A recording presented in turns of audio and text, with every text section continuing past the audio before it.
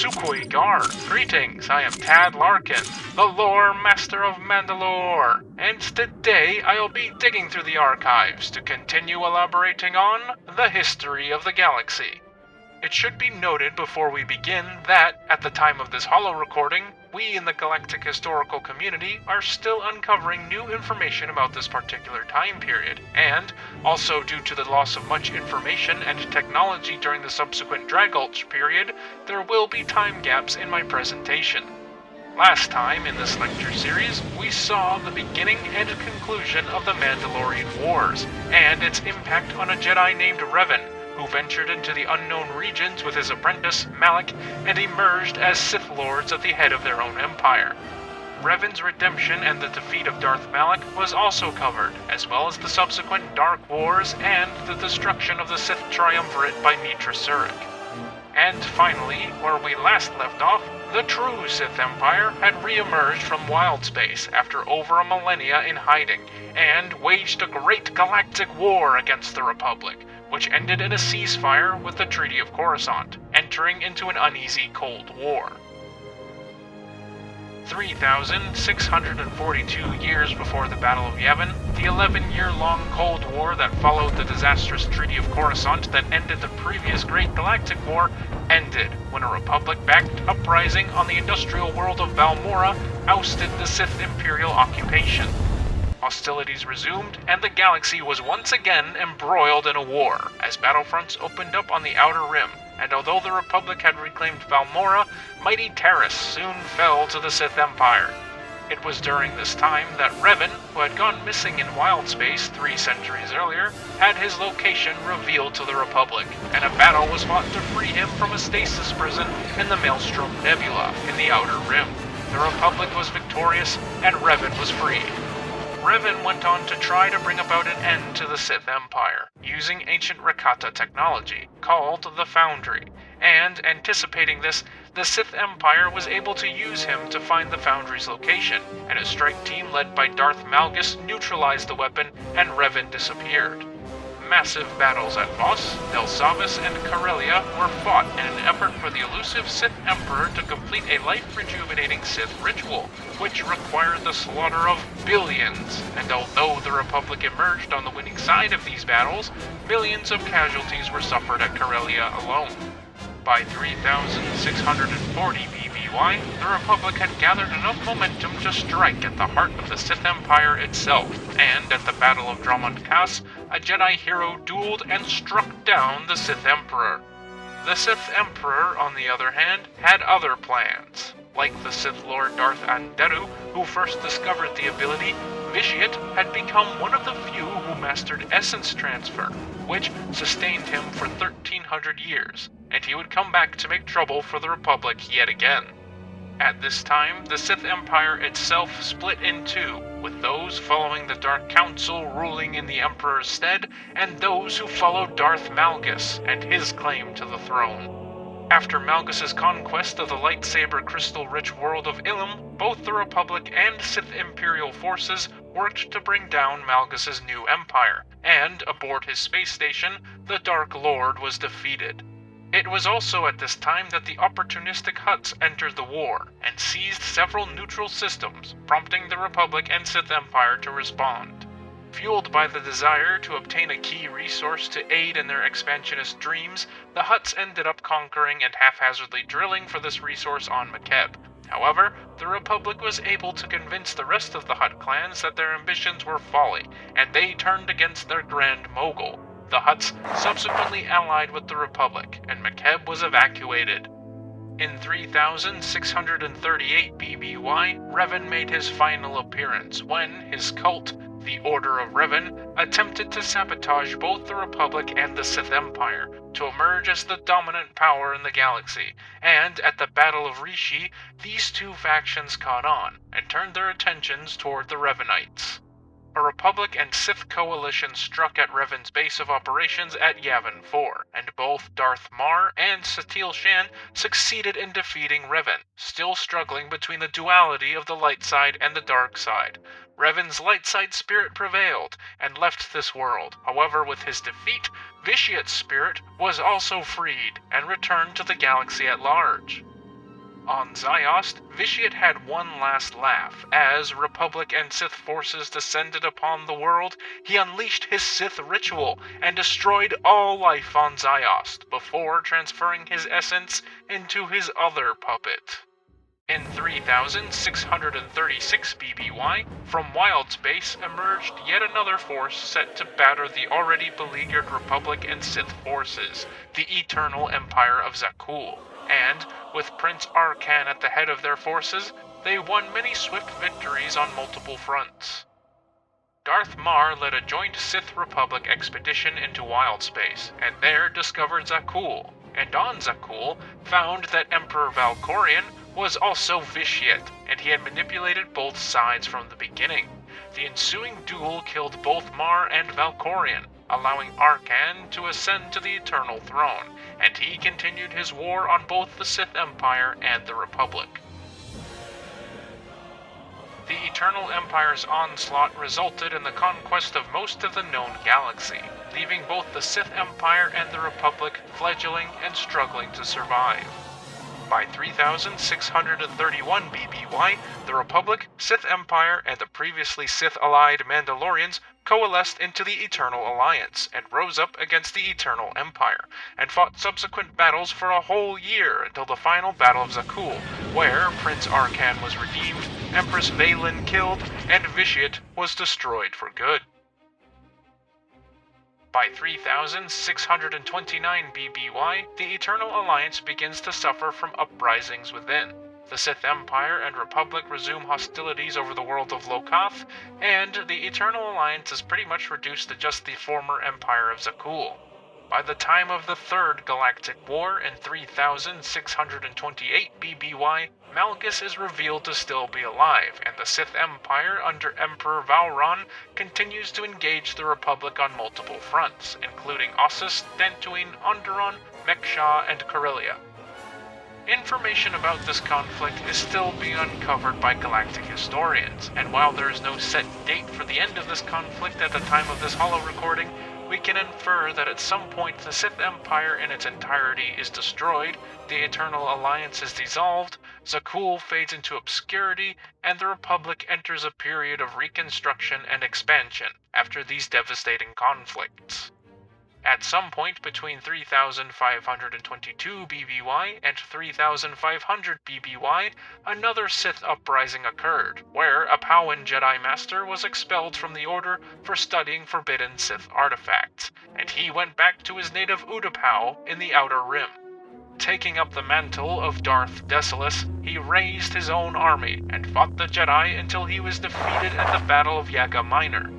In 3350 BBY, the Centrality was founded by human and near-human colonists in the sector of the same name in the Outer Rim, and remained fiercely independent from the Galactic Republic.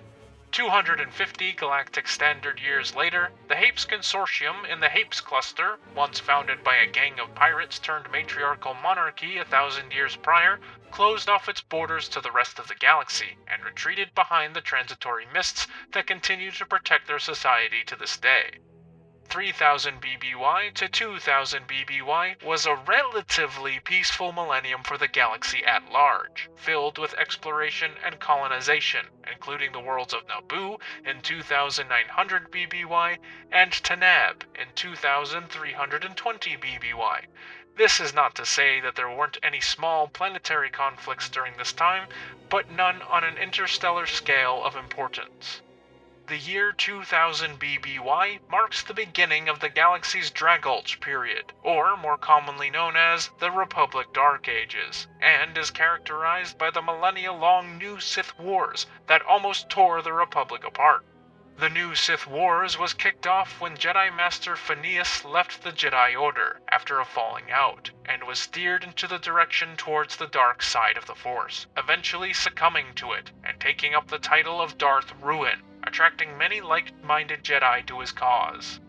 Darth Ruin and his followers retook much of old Sith space before Ruin was betrayed by his own disciples and murdered. However, the new Sith Empire he founded would hinder the Republic for the rest of the millennium.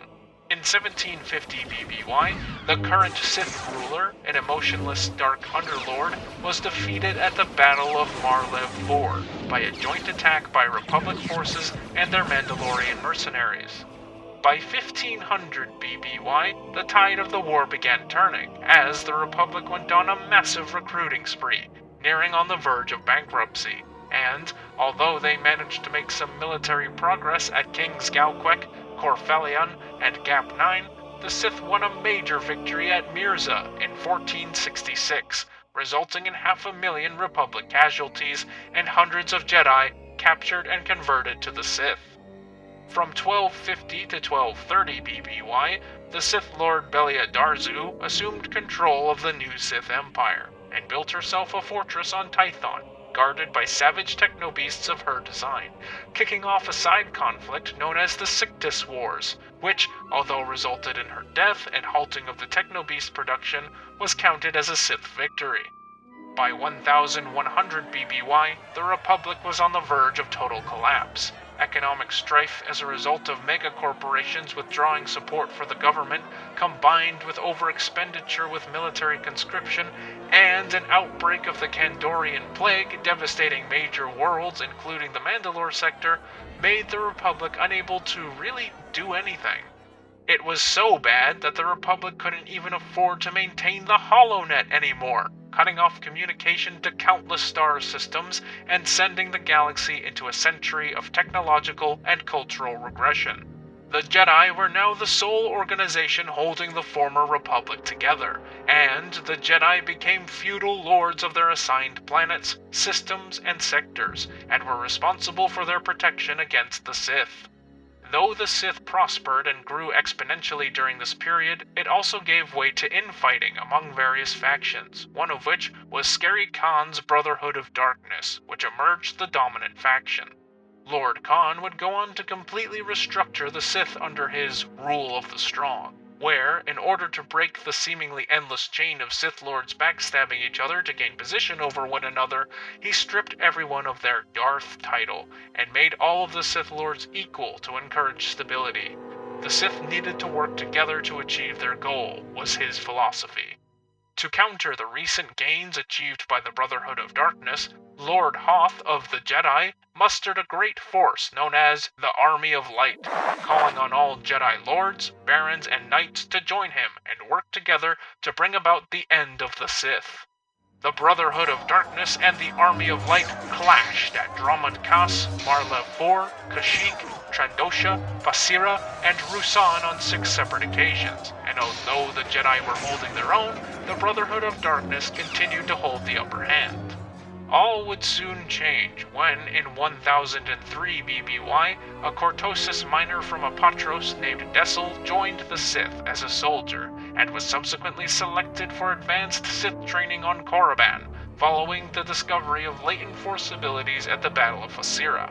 While the other apprentices at the Korriban Academy were more focused on practicing their lightsaber techniques, Dessel, now Lord Bane, spent his downtime in the archives, pawing through dusty old scrolls, learning of the force powers of the ancient Sith.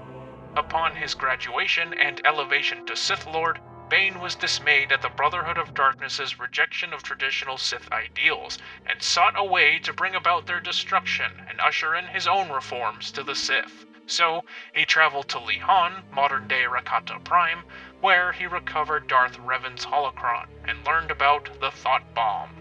With Khan and the Brotherhood of Darkness camped at Ruusan for the final confrontation against Lord Hoth after a failed campaign in the Core Worlds, Bane returned to the Brotherhood and gifted Khan the knowledge of the Thought Bomb ritual, which he would use to destroy the Jedi.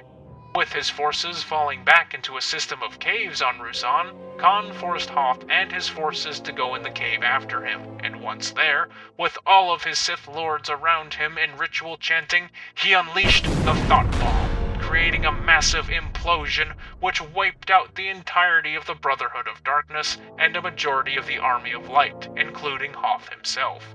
Bane's plan had finally come to fruition. In the aftermath of the 7th Battle of Ruusan, Darth Bane selected his apprentice, a stranded Jedi child soldier named Rain, who he would take under his wing. Bane could now institute his revolutionary Rule of Two, where, at any given time, only 2 Sith Lords would there be, one to embody the power of the dark side, and the other to crave it. Thus creating a system where each Sith apprentice learns everything from their master before killing and succeeding them, and selecting their own apprentice, ensuring that each generation of Sith is stronger than the last until they can bring about the end of the Jedi.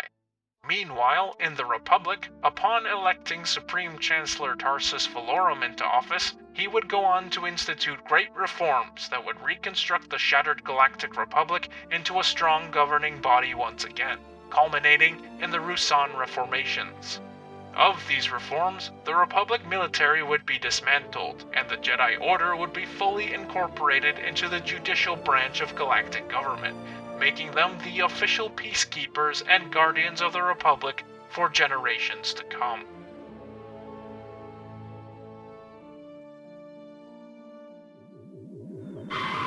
This ends my findings on the fall and reformation of the Old Republic. Stay tuned for the next transmission of this lecture series, where the rise of the Empire era will be discussed. In the meantime, keep your comm channels open for future transmissions, and don't forget to subscribe. Tad Larkin, out.